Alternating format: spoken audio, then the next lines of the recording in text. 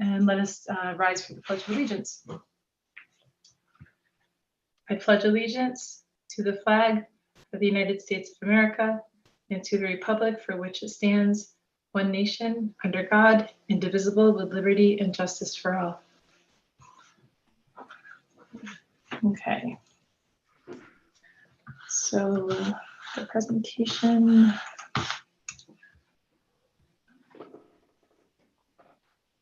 Sorry, Dan, do I have? Yep, everybody should have Oh, access share right screen. now. Okay, I see it. Yep.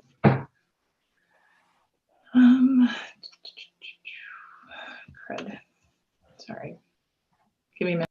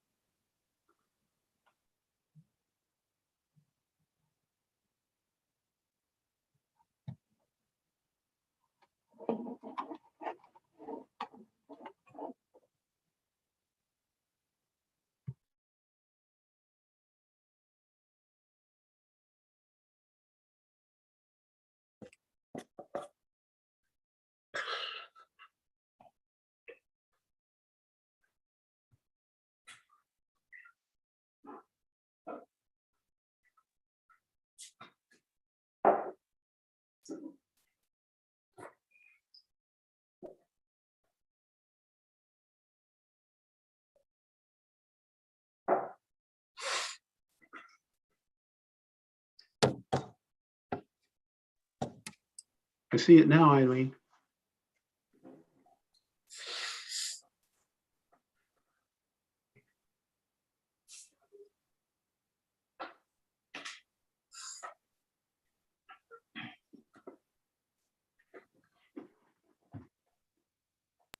Okay, unmute. There you are. You're unmuted. Thank you. Sorry, I'm used to using my work computer with all of my double screens and whatnot. Okay, so let me put this in presentation mode.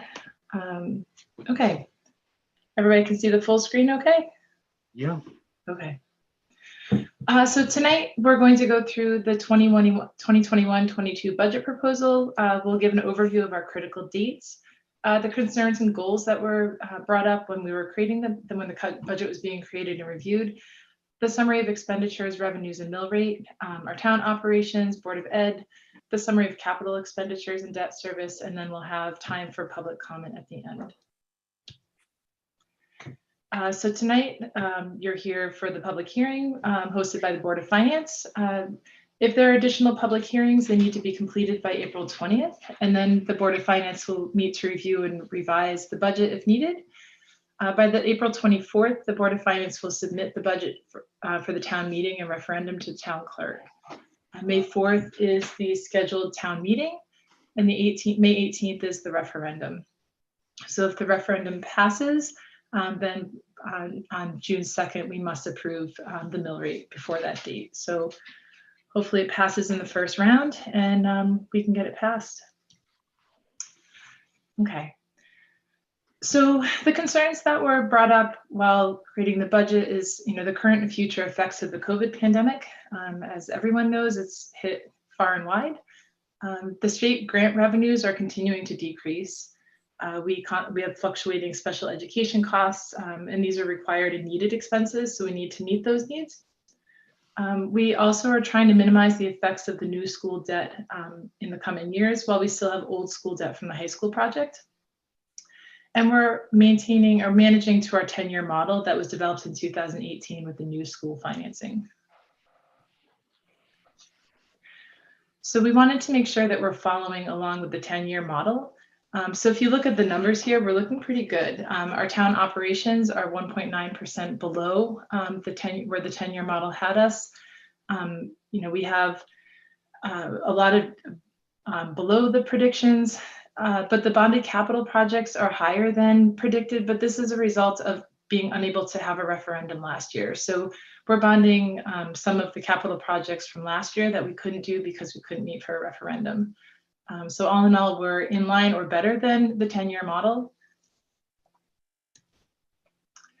And our goals are to provide funding for the best solutions for both the town and the schools. We want to minimize the impact of the budget changes on the taxpayers, but we need to achieve sustainable and controlled growth. And we're trying to find the proper balance in our capital spending each year because we need to preserve our capital assets. We can't let our what the town owns fall apart. We need to take care of that.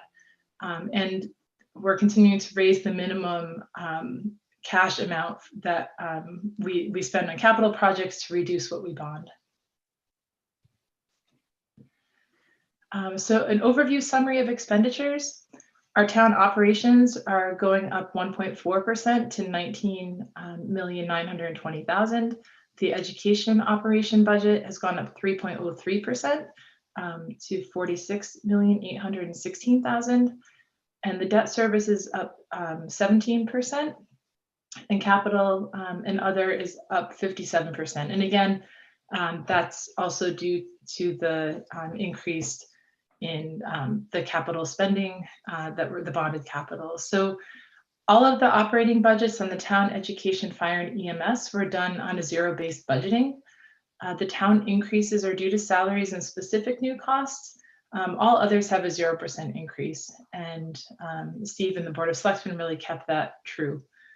The education budget is based on the request by the education, the Board of Ed and the administration, and it was updated based on new grant funding that was realized during the budget process.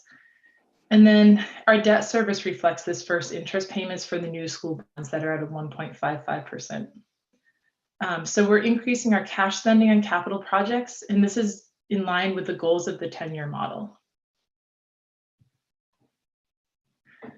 So our summary of revenues. The revenue stream is made up of 91.93% of the current year property taxes, and that's the most stable source. Our grand list growth is based on the actual grand list that's been filed with the state, and it's showing a modest growth. We also have license and permits are based on a 5-year average and known developments that are in progress.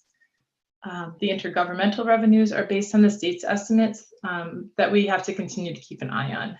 So as those stabilize, those numbers will be adjusted prior to the budget going to referendum. And then the interest earnings were cut this year based on the current rates. And lastly, the premiums on bonds that were issued is a one-time revenue source. So this bottom line, the other financing sources, the $1.6 million was a one-time revenue source. So we can't count on that for future years, but it definitely helped with our revenue lines this year.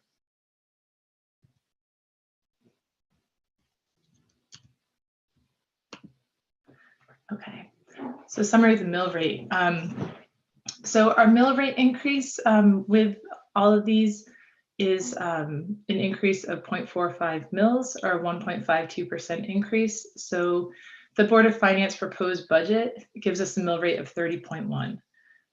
The main drivers on this to this increase are education expenses, and then this planned increase in cash for capital expenses.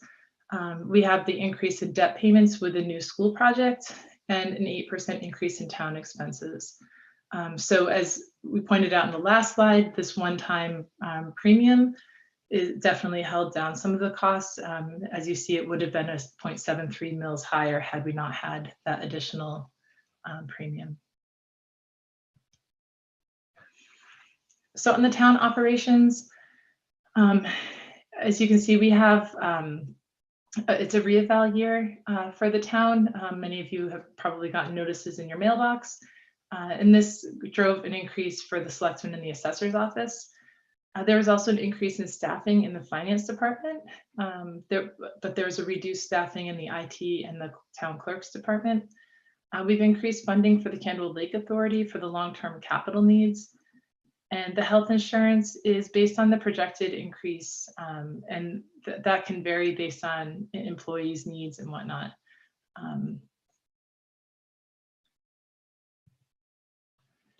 Additionally, the police had an increase in their budget line items due to new laws in the state of Connecticut. The fire has combined expenses due to the LoSAP grant retirement benefit. The EMS had an increase due to staffing costs and medical supplies. The senior center had a decrease of 14% due to change in how their trips are arranged. And social services saw higher demand. And so the increased hours have led to an increase in the social services line items. Parks and Recreation and Grounds have added another employee, and we've removed the COVID contingency. On the education side, the biggest drivers have been inflation and contractual increases, which account for 66% of the net increase. There are investments that account for 25% of the net increase. And the impact of the decreased revenues also accounts for about 10% of the increase. With capital projects, we've been increasing over the past 5 years what the cash basic amount is that we don't want to bond small cash items, and that threshold for what gets spent in cash has increased over the past 5 years. And this is also based on the 10-year model. And the goal is to be able to spend all cash for projects in the next 5 years and eliminate borrowing unless it's projects that are over $1 million. So if you look at the trend over time, you'll see that there's been a higher outlay of cash for capital projects. Again, this year we have some of the bonded projects from last year that have been included in here. So the bonded capital is a little bit higher than we've seen in previous years, but this is to keep up with maintaining our assets. And then with debt payments, so we're seeing the new school bonds have been added to the year end of the 2022 budget. The debt service will be increasing as principal and more interest costs are added. And we're working to eliminate the finance of the bond anticipation notes. So the financing costs include the cost for recurring costs, and financing costs for the bonding are paid out of bonding proceeds for now.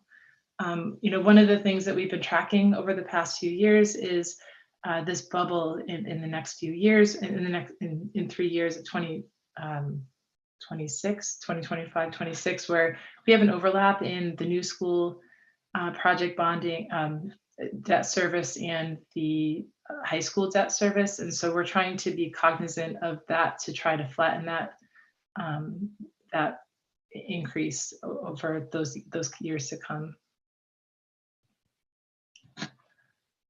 Okay, and yeah, that's the overview for the public. And now it's time for public comment if there are any who'd like to speak.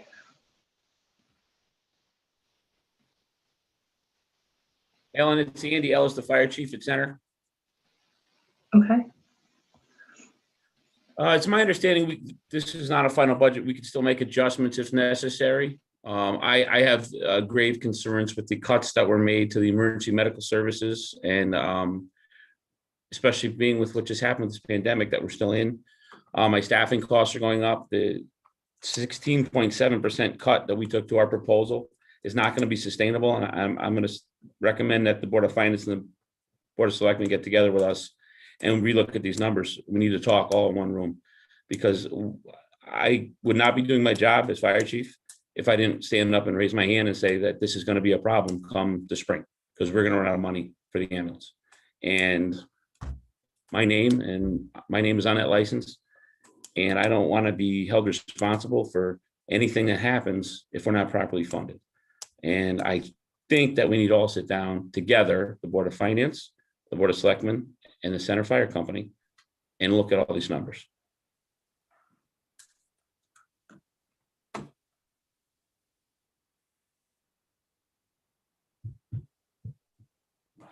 Eileen, can I jump in here? Yeah, go ahead. Yeah, Andy, I'm more than willing to do that. As you know, in the past, we've always worked with the fire companies, especially you running EMS. I have, and I think Sue Slater's on the call. I think that we'd be more than willing to sit down one more time. Also remember that over the last 4 or 5 years, every time one of the fire companies has had an emergency expenditure, I'll take, for example, Candlewood's fireboat. All of a sudden it was inoperable, needed to be replaced. The town stepped up. The town did what they needed to do, and we bought that. So the money, we will always support the fire companies, always. And even after we sit down, even if the budget doesn't change, you know that you can come to the town and we're going to support you. Well, Steve, I agree with you. You've been very supportive. This is not an item. These are personnel costs for us to run these ambulances with our paramedics on them and to staff them properly and to equip them properly. It's not an emergency cost. So I hope you will be receptive when we all sit down and meet. But I'm telling you right now, I'm raising my hand, telling you that come April next year, I will be coming to you saying we are short on money running the ambulance. So if we could address this now, together at maybe another meeting and look at it, so we can have some solid numbers. I think that's the most responsible thing to do for all of us and for the town. There's a big nursing home getting built that we all watch on Federal Road, and that is going to put a big strain on our system, and we know it's coming. So I need to be prepared for that. Andy, I agree with you. I know you do. And Steve, you have been correct. You've been very supportive to the fire companies. When we've knocked on your door. You've never said no. You've helped us. The Board of Finance has been very supportive. But this is me coming to you saying, I can't do this. And we need to make sure that we are looking at the numbers and you guys understand the ramifications of not properly funding the EMS system. The cuts to the fire department, we can absorb and we can do without, but I can't do without staffing our ambulances properly. Guys, I'm so sorry to break up the back and forth, but public comment is really just a 3-minute public comment. It's not a back and forth, but we can address this at our next Board of Finance meeting. Well, You're right. Andy, we can add it. Yeah, we have a meeting next week and we can add it as an agenda item to speak about it then, okay? I will add it. Place me on the agenda. Thank you. I will place it on the regular meeting agenda. Thank you. Okay. Anybody else? I see Betsy is here. Yes. Betsy McIlvain, 127 Long Meadow Hill Road. I'm also chair of the library board.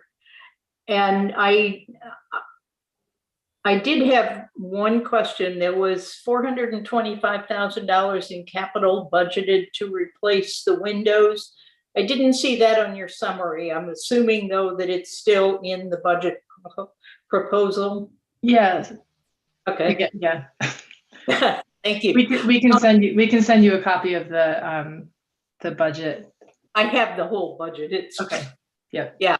But I do also think it's a good time to thank the Board of Finance for, and before them, the Board of Selectmen for all the work that goes into trying to propose a budget that will meet at least most of the needs of the town and not burden the taxpayers too much. So thank you for all the efforts that go into this and hopefully finishing it up, and that the town will approve the budget the first time around because it's always the best budget. Thank you. Thank you, Betsy. Any others who would like to make public comment?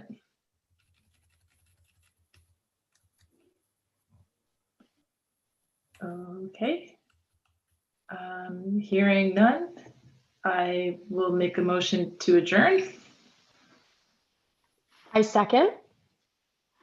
Any discussion? All in favor? Aye.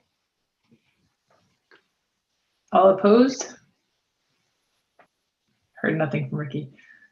And abstentions? Okay. Meeting done. Thanks, everyone. Everybody. Great job, Eileen. You did great. I think that's a record.